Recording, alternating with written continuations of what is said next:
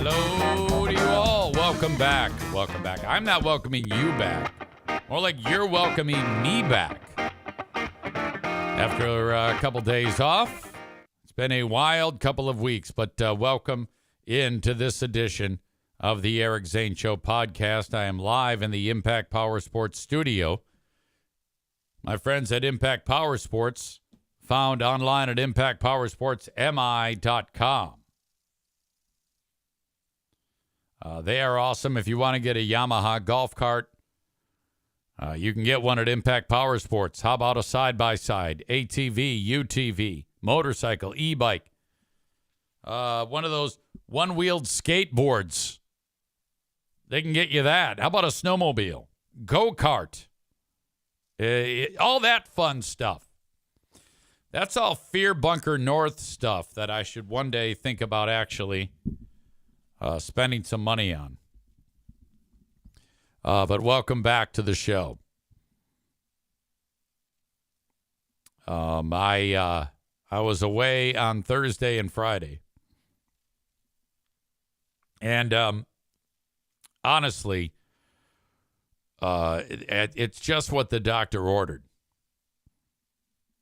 From my standpoint, to head over to Fear Bunker North, or up to Fear Bunker North, with my dogs in my beater truck, picking up sticks all weekend long. I don't know why I like that so much.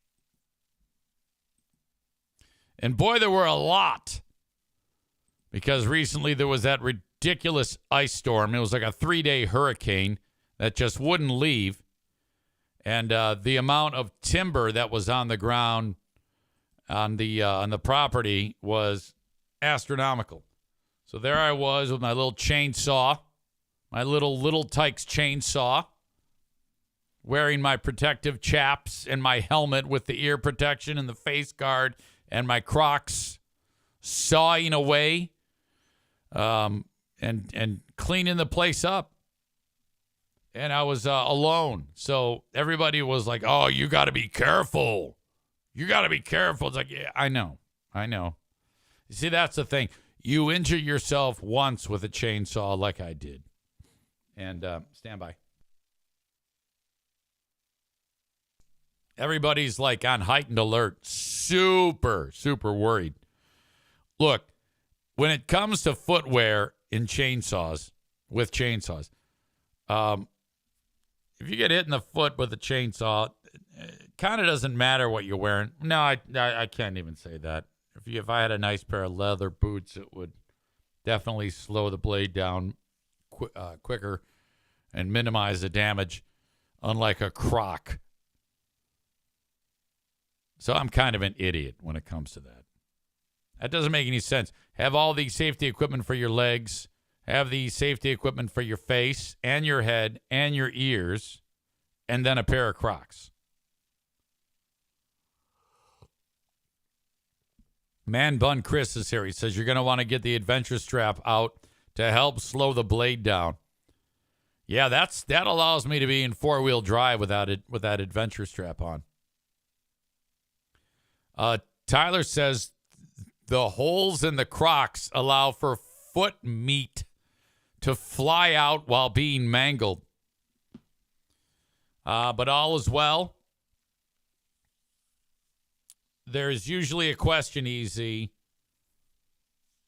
What about the mice? Because I was staying in the old trailer.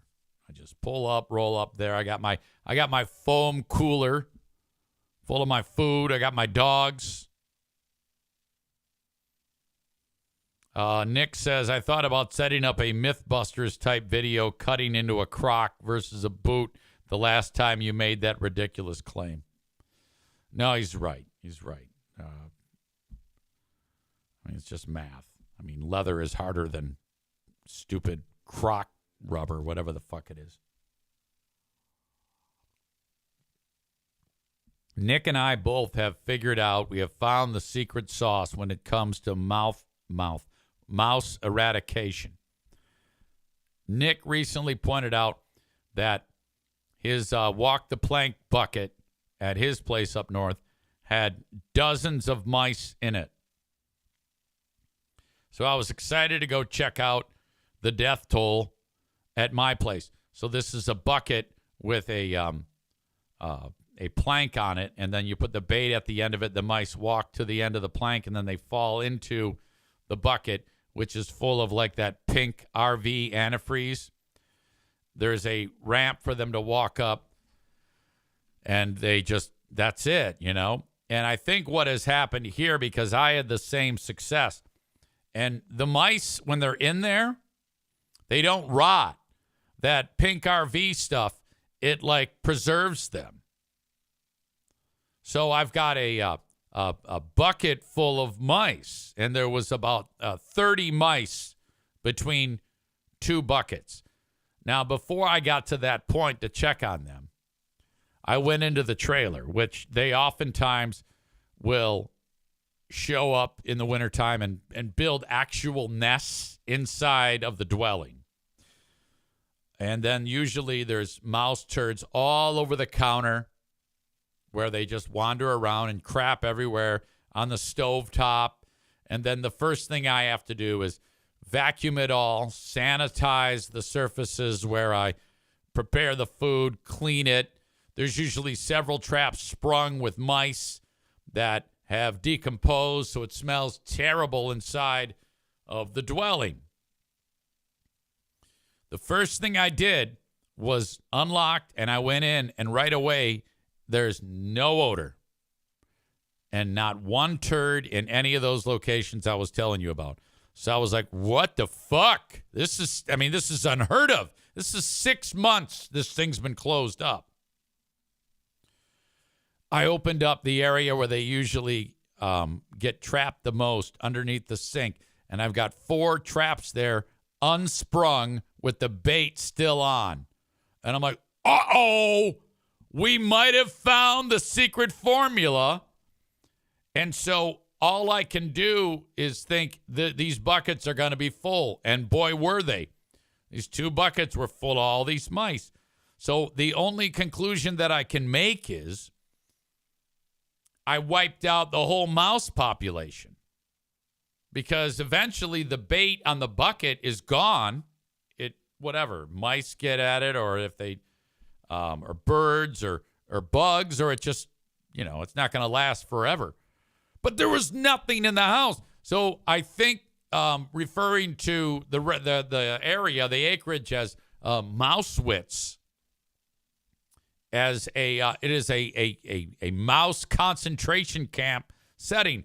I then drained the poison into a receptacle so it can be disposed of properly. And I poured it in till it was almost, because there was a lot of water in it at this point, and I need to, put new poison in there. And then I gathered I was wearing like plastic gloves, like the rubber gloves. And then I laid all the mice out. All right. And I took a picture of it, and I should have it here, but it'd be kind of gross. And I sent it to, I should have sent it to Nick, because he sent me one just like it. I sent it off to Charity Scam Mike, my brother-in-law. And I'm like, brother, your place was not breached. My place was not breached. Holy shit, we found the secret sauce. It's the walk the plank mousetrap. People had been telling me this for so long, but for some reason I didn't do it. I then gathered up all of the mice, and I put them into one of those plastic Meyer bags. Some would call it a poke.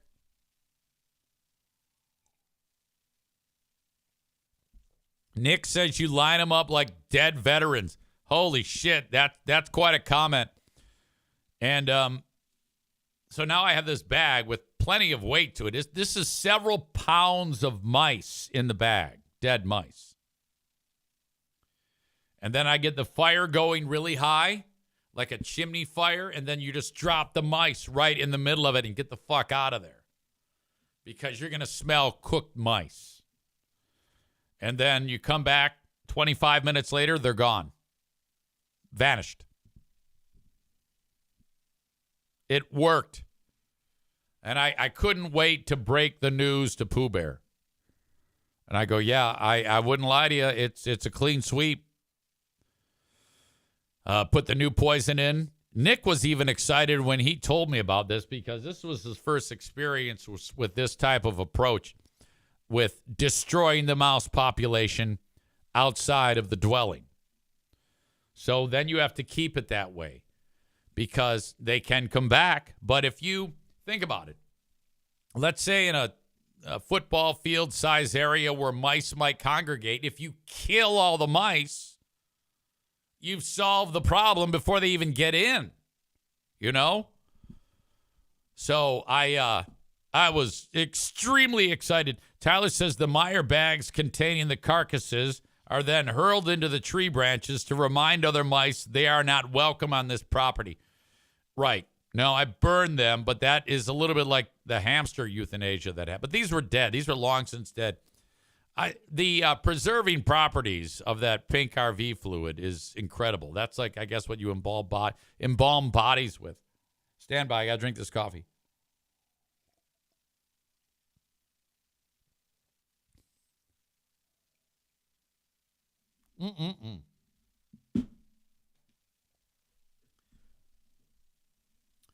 Radio. I shouldn't say radio. Podcasting news directed at certain people. I am aware of the medical incident. I am aware that an ambulance crew was called to the residence. I have made a FOIA request.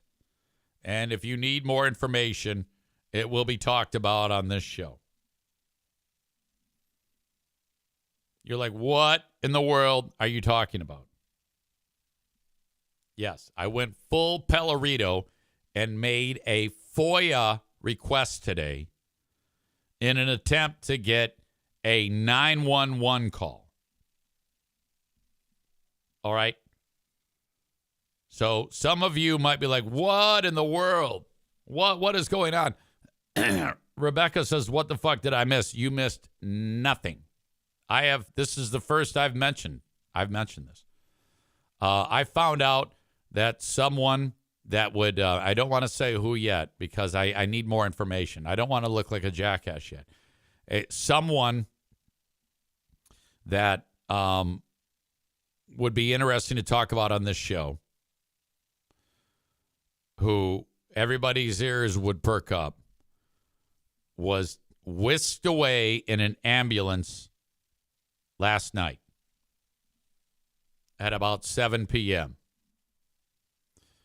Now, I found out about this moments after the ambulance left the scene.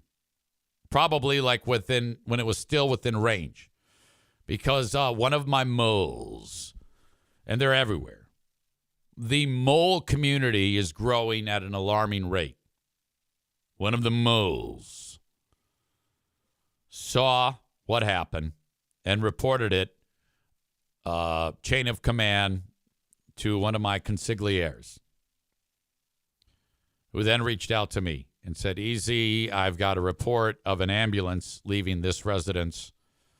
What do you want to do with this information? And I said, I appreciate the information.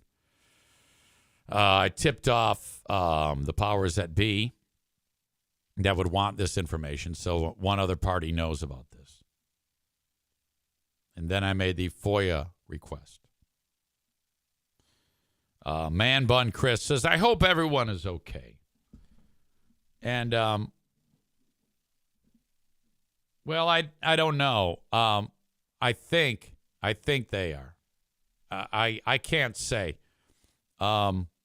But it is a juicy tidbit because people are dying to get this information. So I have gone full Pellerito on this and made a FOIA request. It has been sent in. It happened in West Michigan. I'll tell you that. That's all I can tell you. And it's not like it's for legal reasons. I just want to make sure that the party is okay. I don't want to be the jackass to say, holy crap, look at this. And then it finds out that you find out that things are not okay. I mean, so let's put it this way. the person who was involved, I'm on the fence about the I have to make sure they're okay or not okay. Like, part of me is like, who gives a fuck if they're okay? Like, it's that. I'm on that fine line between fuck them and nah, I don't think that way. So I'm still not sure yet.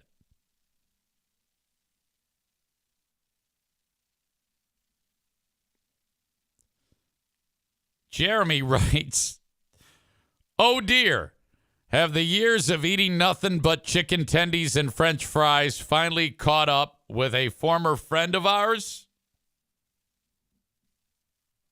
I will say nothing.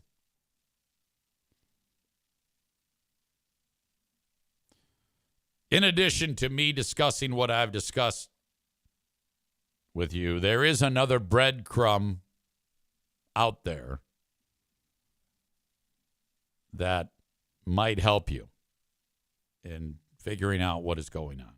You just have to notice it and then connect the dots. Bob writes, the show this morning did sound happier for some reason. Man Bun Chris says, do you know this because of the new show that's coming out that you posted about? I will say this. I posted over the weekend a clip of Deion Sanders. Now, this is not AI. If you have been following this is a great story. You don't have to follow sports at all to even appreciate this bit of hilarity. There's a football player from Colorado, just finished up his college career, named Shedeur Sanders. And he was the quarterback of Colorado. His dad, Deion Sanders, NFL Hall of Famer, is the coach. And Deion had been talking about how his son Shedeur is going to be a top 5 pick, and he's great. Well, the problem is Shedeur Sanders is a douchebag. And NFL teams found this out because leading up to the NFL draft, they will sit down for a get-to-know-you type session with a potential draft pick to see if they have any brains or they're a douchebag. And so they met with Shedeur Sanders, and right away they figured out that he's a total douche, like his dad. And, entitled, just arrogant as fuck. The type of player that definitely wouldn't fit in on any team for that matter. But they had him going, like, if you look at his skill level, a lot of people thought he was going to be like the first or second quarterback drafted, probably the second, because the one fucker went to Tennessee. I don't pretend to know this shit. But it doesn't matter. The best story here is this story. So this guy is sitting there. Pick 1 is made. It's not him. Pick 2 is made, and it's not him. So he's thinking, oh, well, yeah, but my dad told me I'd be a top 5 pick. Well, 5 picks go by, no pick. And then the whole night goes by, no pick. And then he finally is drafted near the bottom of the draft in the 5th round by the Cleveland Browns. And there's a couple of elements to the story. I'll get to the prank call in a minute. But I saw the not AI clip of Deion Sanders. And I just love these not AI segments. They just make me laugh. And I posted this. Would be a top 5 pick.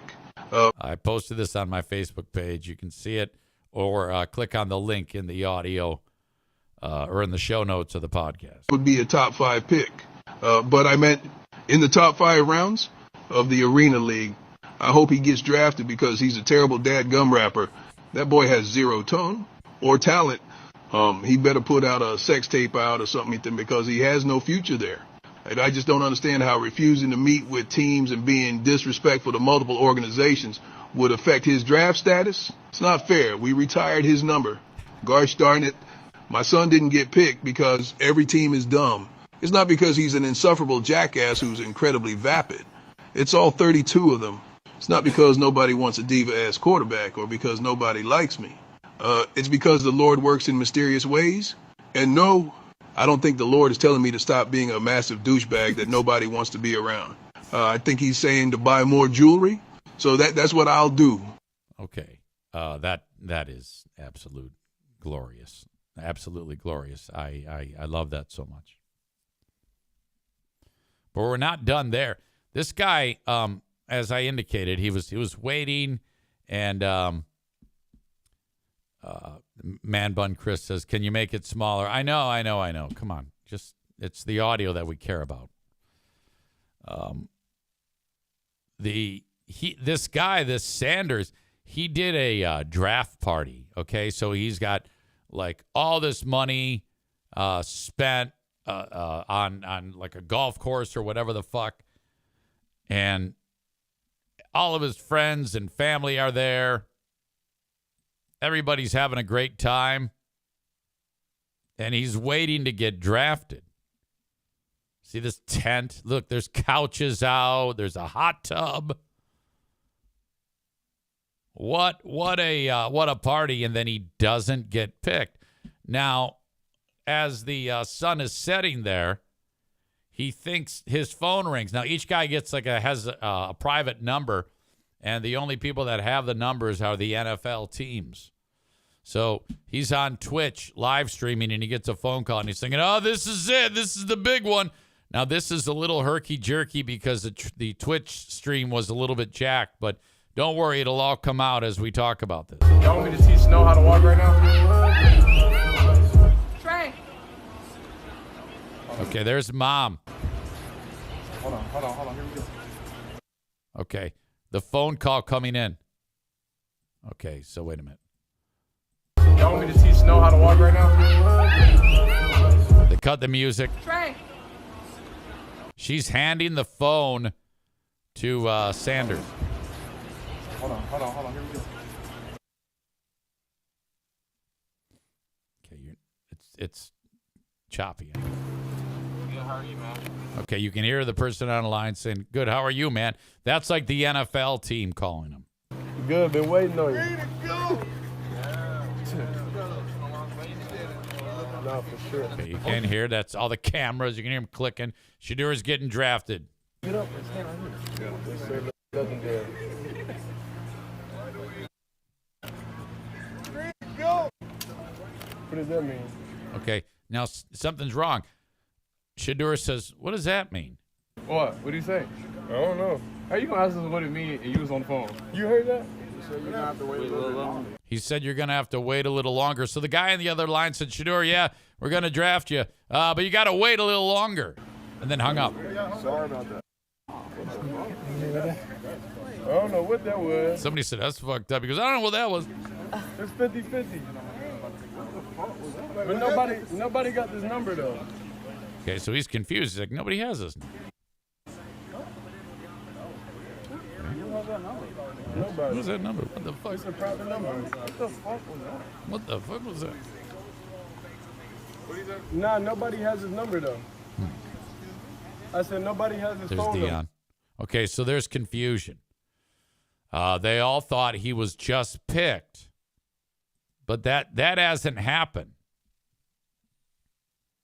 Yoda World says you can actually pinpoint the second when his heart rips in half. Let's go to the other side of this. Here's the bros making the prank call. This guy with his hands over his face, he's like, "Oh, man, maybe this will work. I don't know." Here's the dude who's going to do the talking, wearing the Ole Miss shirt. It's ringing and ringing and ringing. So right now, the dude's mom is handing him the phone. Hey, is this Shedeur? This is Mickey Loomis here, the GM of the New Orleans Saints. How you doing? This is Mickey Loomis here, GM of the Saints. How you doing? Good, how are you, man? Good, been waiting on you. Yeah, we have. It's been a long wait, man. We're going to take you with our next pick right here, man. It's going to be legendary. He says it's going to be legendary. So right now, Shedeur thinks it's going good. You know, they're going to pick me. But you're going to have to wait a little bit longer, man. Sorry about that. Oh my God! He bought it! He bought it! Oh. Okay. Beautiful. Certified Okay, so that's it. Piedmontese beef rib. What is this? Fuck. So college bros pranked Shedeur Sanders. Hold the phone. How did they get the number? The guy there wearing the Ole Miss shirt making the phone call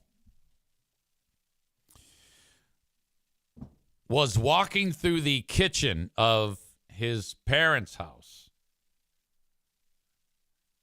And something caught his eye. It was his dad's laptop or iPad. So dad, got up from the workstation, was doing some work at home, and went to go get a cup of coffee. And that bro there that you saw, he went, oh, and wrote down a phone number. And it's Shedeur Sanders' number. Why? How the hell does this guy get it on his laptop or his iPad? It's because dad is an assistant coach for the Atlanta Falcons. Oh, shit. So he intercepts like Deion Sanders intercepted so many passes. And then him and his bro friends plot this outstanding effort. I mean, this is great. Now, you would assume that, and then right now the kid is doing an apology tour. I'm so sorry. This is inexcusable. This is that. But I'm waiting for this level of chicanery to be revealed. Okay? Jeremy says what I'm thinking. Inside job. I'm calling it now. I'll bet you that Shedeur was such a douchebag that dad might have went wink, wink, nudge, nudge. I mean, it isn't too much of a thing to lean into or think if you think about it. And then he just says, yeah, you're going to do this. You're not going to get in trouble. And when you do get, quote unquote, busted, you're going to reveal that you just saw it on my laptop, and I'm going to give you $10,000 just for fucking shits and grins in order to pull this off. I think that the dad's in on it. That's what I think. Because I think that because the kid's 21 years old and he pulled that off, and I don't think that any 21-year-old, knowing what their dad does for a living and knows what's at stake, would A, steal the number, B, make the call, C, record it, and D, put it online. I think that the kid was fully endorsed by the dad, who said, I mean, if you can't trust your kids, who can you trust? Say, look, son, you're not going to get any trouble. People are just going to call you names and get mad at you. But all you got to do is go on an apology tour. It'll be fine. So I want you to. Shedeur Sanders is the biggest douchebag on the planet. Do your fucking worst and fuck with this guy. Here's $10,000. That's what happened. And this story has evolved. So all of these moving parts have taken place, with the exception of the one that I just threw out there. And I don't know if we'll ever find that out, that part of it. of the dad who is the assistant coach for the Atlanta Falcons. But think about it. I mean, why not? My beloved Detroit Lions drafted a bunch of players that I don't know any of these guys, and that's because I don't follow football. But I am trusting that they're going to be great because that these guys know what they're doing. There's a local kid that lives like a mile away from here. His name is Isaac Tesla. It's got an extra A at the end of it, Teslaa. And I'm guessing he pronounces it Tesla. But he got drafted by the Lions in the 3rd round. And a lot of people are like, holy shit, man, the Lions, why did they draft that guy? But I guess he's like a Brad Holmes of the Lions. This little inside football here for you. Described him as just a terrific run blocker and a pest and pisses everybody off when he's playing against them. And that's just the type of guy that they're looking for. So that's cool. T-Slaw, like coleslaw, says Jeremy. Okay, thank you. T-Slaw. Thank you for that. Isaac T-Slaw. And so mile away, he's having a draft party. But I don't know if the Lions traded up to get that guy. And I'm not even sure thought he was going to go that high. But that's exciting for a local dude getting drafted. Hope he makes the team. I think he will. 3rd round pick. Come on. You know that if the Lions are picking somebody, they have to pass the sniff test of that type of work ethic, grinder type of dude. You know? Definitely not the Shedeur Sanders type. I love the fact that all those teams passed on him. That just shows you that's everything you need to know. They would not waste their time on a head case from the Sanders family. And that to me is a long bit of payback for the dad. The dad is such a douchebag. Everybody hates the dad. Tim McCarver is going, yes! Hands up if you know the reference. So the draft is held in Green Bay. As Jeremy writes, T-Slaw grew up a Detroit Lions fan. Apparently, he showed up to an interview with the Lions in a Lions jersey. That is cool. I'm happy for him. There's another video from the draft that I wanted to share with you. This one happened in real time. So the Lions, when they make their draft picks, they have like a representative from the team show up to make the pick. 1 year ago on this weekend. Sorry. This is going to be another small video because I'm playing it off of my my page, which I screen captured it. Terry and Arnold came out to make the pick for the Lions. And I'm just going to play the audio. Forget the video. And he's standing there in a fantastic blue sequin suit. And this is what he said when he made the pick to the crowd in Green Bay. 1 year ago on this weekend, I cried because I thought I was going to be a Packer. But the Kings of the NFC North came and saved me. Detroit, baby, one pride. Wow. 1 year ago on this weekend. What?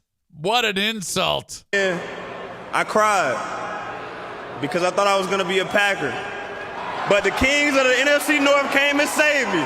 Detroit, baby, one pride. Wow. Rich Eisen goes, wow. That's awesome.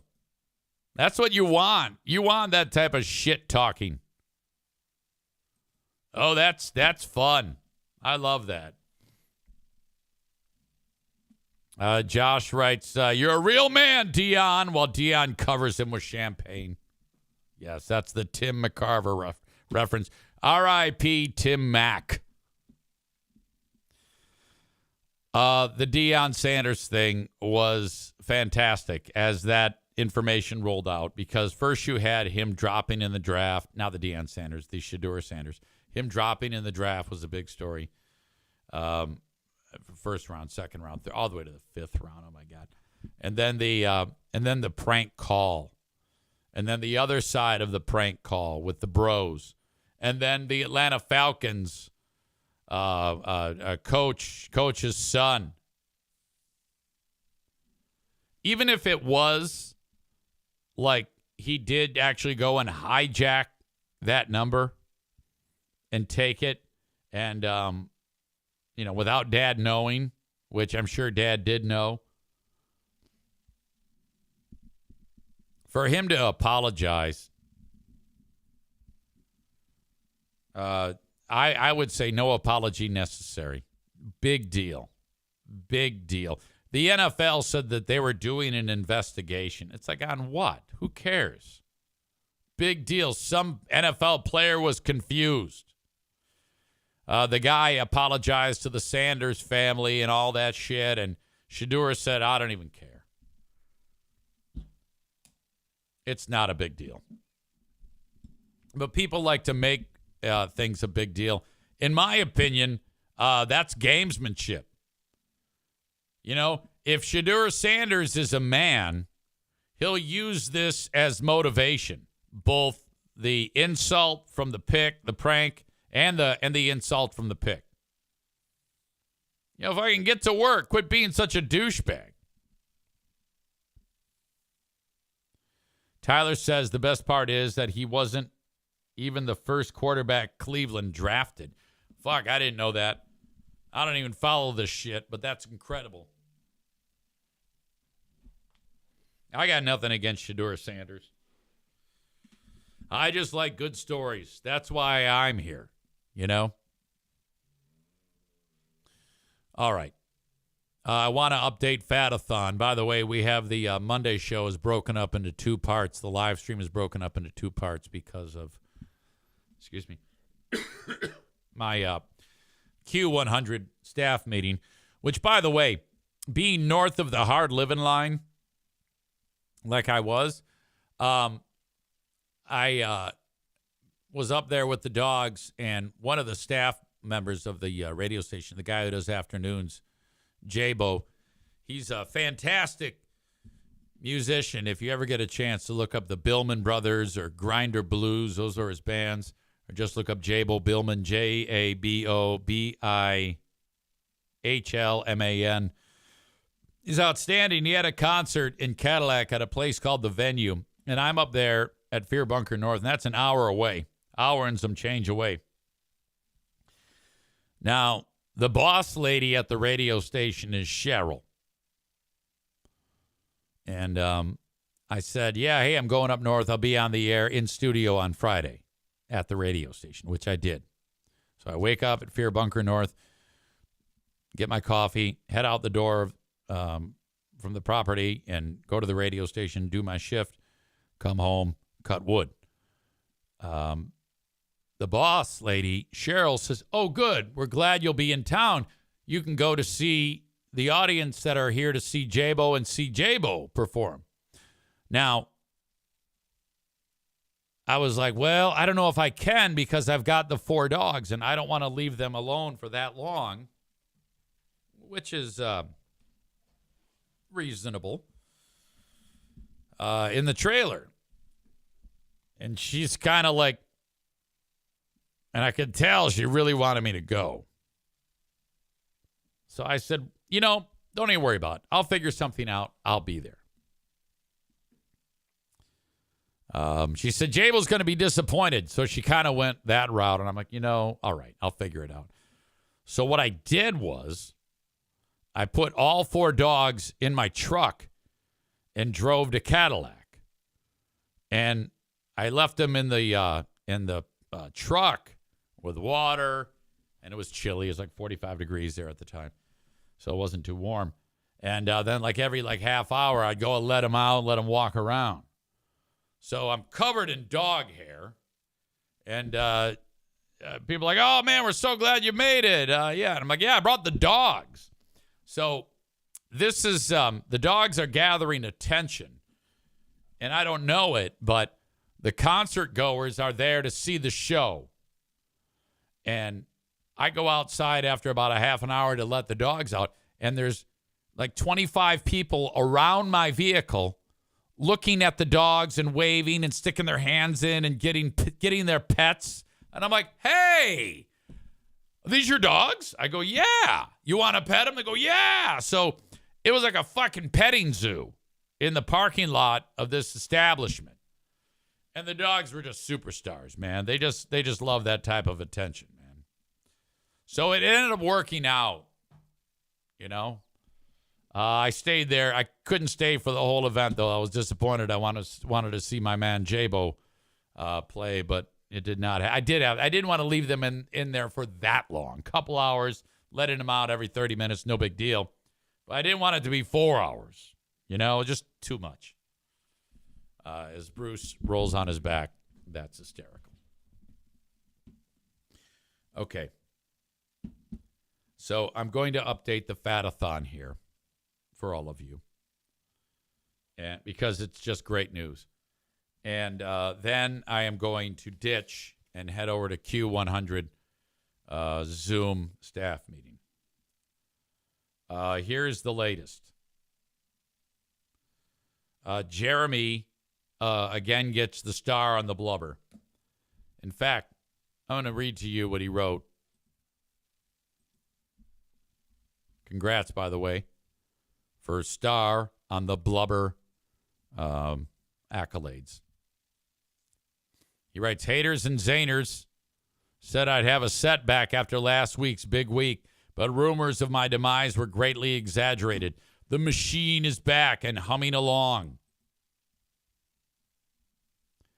And it sure is. He is down another 2.7 pounds. Jeremy talks about, in fact, I should probably just read the whole email. I was in a hurry this morning, so I just talked some shit and then sent the update. Here's a bit more about the week. My mom's birthday was yesterday, so I thought for sure it was going to be a bad week. We went out for dinner. I got some scallops with risotto, a big old chunk of salmon, a slab of tiramisu. We split a bottle of wine on top of eating kind of assy throughout the week because of work travel.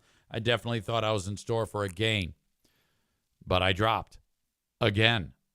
For me, this is a great sign of significant progress. I'm proving to myself that I am capable of limiting my garbage food intake while still enjoying myself. This, I think, is a good sign for keeping the weight off long term. Being able to recognize and control myself when I choose to eat high-calorie foods is a skill that I just didn't have when I started doing this.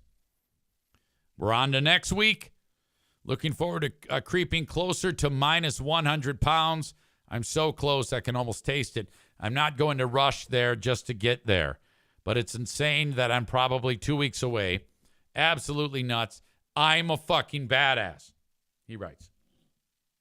So he goes from 242.9 to 240.2, down 2.7, now officially down 95.1 pounds in 33 weeks. And to think this all started from just you responding after we said, yeah, we'll just try to eat right today and build upon that. And just that's all he's done every day for 33 weeks. It's really incredible. Good for you, buddy. I cannot wait to see you when you're shredded. I dropped 1.5. I went after I went up last week. I went from 182.5 to 181, down 4.5 total after 8 weeks. Rebecca, she's feeling good. She was in the hunt for fat on the blubber or star on the blubber, but came up a bit short. She was at 282.9, down to 280.9 for a 2-pound drop. She's lost 13.7 in 14 weeks.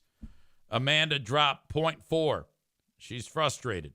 At least the scale went in the right direction for 2 weeks in a row now. She went from 297.6 to 297.2. She has dropped 19.3 pounds in 15 weeks. All told, we lost 2, 4, 5, 6.2, 6.6 pounds for the week. Keep it up. Congrats to every one of you. Keep at it. Try to eat well today. Jeremy, boy, man, Yeah, that's stealing the show again. Outstanding. But don't get cocky, you fuck. You've got another solid day right here ahead of you, and keep it up.